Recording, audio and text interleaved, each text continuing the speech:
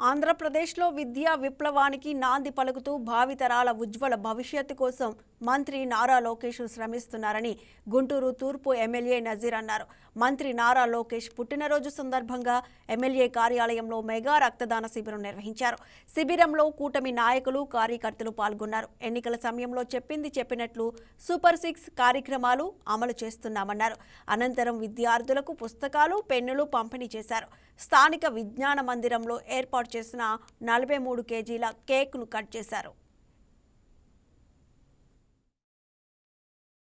ఆంధ్రప్రదేశ్ ప్రభుత్వంలో ఐటీ మరియు విద్యాశాఖ మంత్రిగా పనిచేస్తున్నటువంటి నారా లోకేష్ గారి జన్మదినాన్ని పురస్కరించుకొని ఈరోజు రాష్ట్రంలో ప్రజలు అలాగే తెలుగుదేశం పార్టీ కుటుంబ సభ్యులందరూ కూడా ఒక పండుగ వాతావరణంలో ఆయన జన్మదినాన్ని జరుపుకుంటున్నటువంటి పరిస్థితి.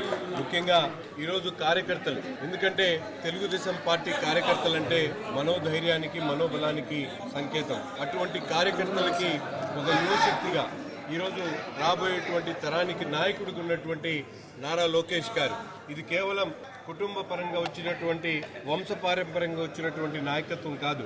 బాధ్యతతో ఈ రాష్ట్ర భవిష్యత్తు కోసం అహర్నిశలు కృషి చేస్తున్నటువంటి నారా లోకేష్ గారు రాబోయేటువంటి తరానికి ఒక స్ఫూర్తిగా మనందరం కూడా భావిస్తూ, ఆయన ఈ 2 సంవత్సరాల్లో అధికారంలోకి వచ్చిన తర్వాత కూటమి ప్రభుత్వంలో చేస్తున్నటువంటి కార్యక్రమాలు, ముఖ్యంగా విద్యాశాఖకు సంబంధించినటువంటి. Please subscribe to YK TV Network. Please subscribe to YK TV. Please watch YK News.